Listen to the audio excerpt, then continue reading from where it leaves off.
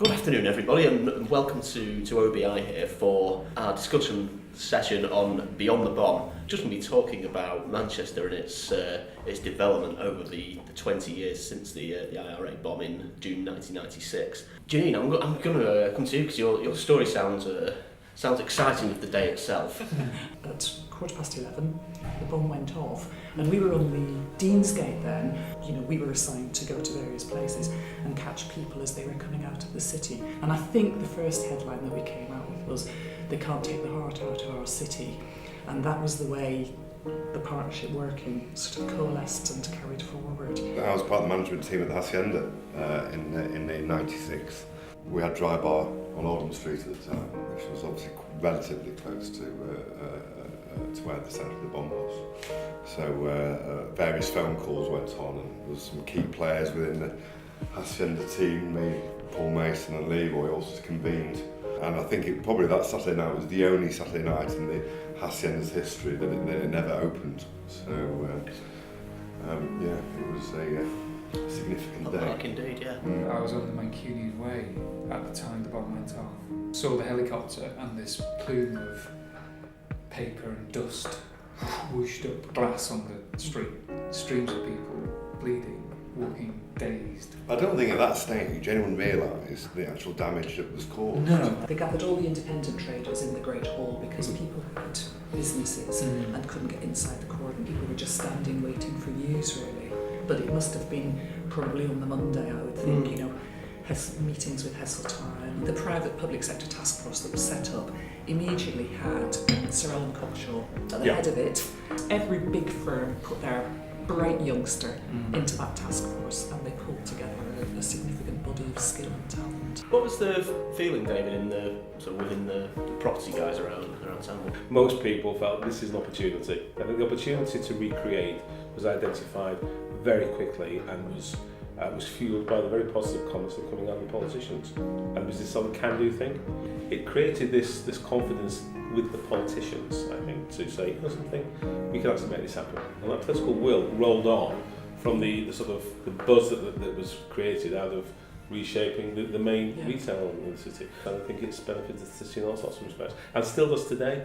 It still does today because of the things that are happening around town, like the fire station, or like Mayfield, or like St John's, or like Noma, are all part of that feel-good thing which started in '96. And we had the ability to start what was called repercussion the following year.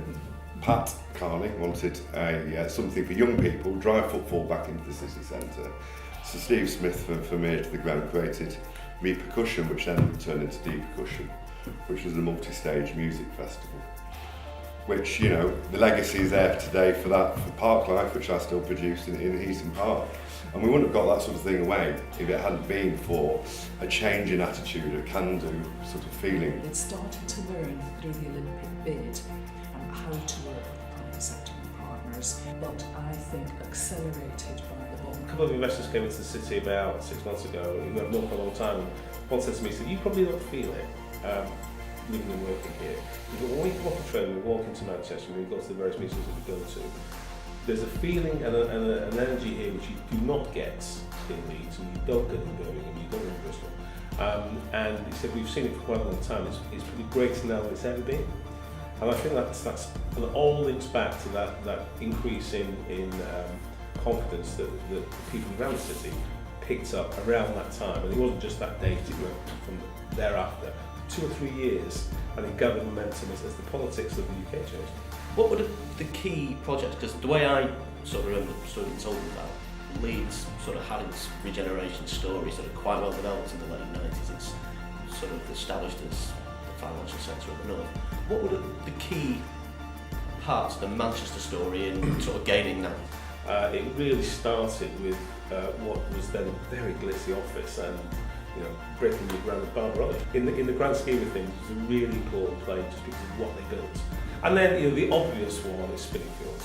The type of documents. It's not just the buildings, it's the people who frequent those buildings. But it's a very different feel in Spinningfields. Spinningfields is hugely important to the city.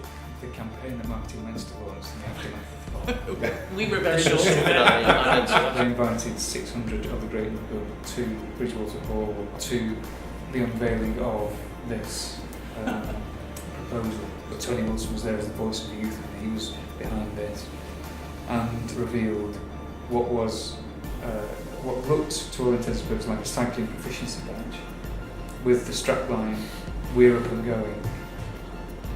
And I just went, is that it? Is that the best that Manchester that's been responsible for so many things can come up with? We became known as the McEnroe Group because you cannot be serious was the phrase.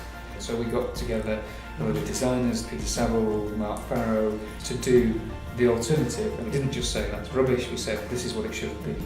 We need to pave a way of challenging thoughts now about things that could need to be criticised in order to make us better than that which we are, because I think that will start to remake us as a worthy international city. The City Council very definitely stepped back from the group which had been pulled together after the Commonwealth Games, where we wondered how the city should move forward, and Peter Saville did his bit of work, and out of that came the design for an international cultural festival. I didn't know Peter at that stage and felt that he was absolutely the person that needed to be appointed. He's the single most original mind who influenced pretty much everything that has been good in the city in the last 10 years, starting with these festivals. We just had to trust them, Yeah. because that's what the agreement was, and they delivered. And there were some very scary things in that There were, festival. fantastic. They let that happen, and that has been the single most significant cultural legacy to come out of the city for the past 25 years. Will, can you fill us in a little bit on sort of what's happening with Mike Ingall's stuff with the Granada Studios and the sort of continuation of the Spinning Field story, because that's obviously become a key part of the Manchester story. We got involved in Spinning Fields probably the worst time for a property person to get involved, so it was 2010 and 11. One of the buildings there was going to be flattened, Manchester House, and there was going to be a big hotel as part of the original master plan. What it did force us to do, and I think and the developers and landlords have followed in the city, is to look at making use of these buildings and not just knocking them down and building big glass towers. And we did a quite funky exposed services refurb. We leased the whole thing to 11 different occupiers before it was finished. That pretty small project ended up having a big impact on the next development, which was this XYZ building. It's basically shell space, which puts the emphasis on the tenant to fit out the space as they want. Given particularly London confidence to build this new type of what they call workspace and not just office space. Technology is having an increasing effect on how we work. I think we'll be taking less space increasingly, and people will be working more flexibly. And if you walk around the Northern Quarter now, it's full of cafes with people sitting there at laptops and working, in an environment which suits them. One thing we haven't touched upon, which is hugely important to the city, and it's sort of developed in tandem with the developments that have happened since the bombs, is the airport. The reason why we are now second city, and we are in all name, one of the reasons is because we have the next best airport out in the south east. What else is crucial for the city? It might be something that might be threats or something that we absolutely need to get right, whether it's property projects or anything. Skills for young people. Training. Young people need to be coming through education with the skills that industries need. There's nowadays.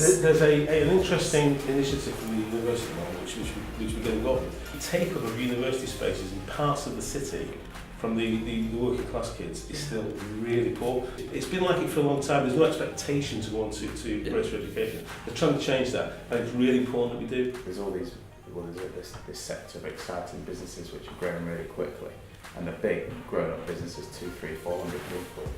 These guys don't know where they're going to be in 6, 9, 12 months, never mind 5, 10 years.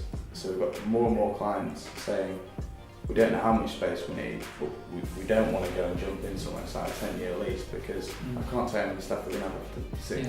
And there is no one really filling that gap. If we want to attract and keep people to stay who have graduated, if we want the office occupiers from the industries that, with the contemporary industries that surround us, then this place has to be provocative and edgy and interesting and challenging, and it has to build on its long history of all of those qualities and not become a second-tier alternative to London. It has to actually define its own identity and strength and confidence and willful disobedience if it's to be attractive to the people that we need to attract. Well, thank you very much, all of you, for Yeah, thanks guys. for your input. Taking part. No, thank you.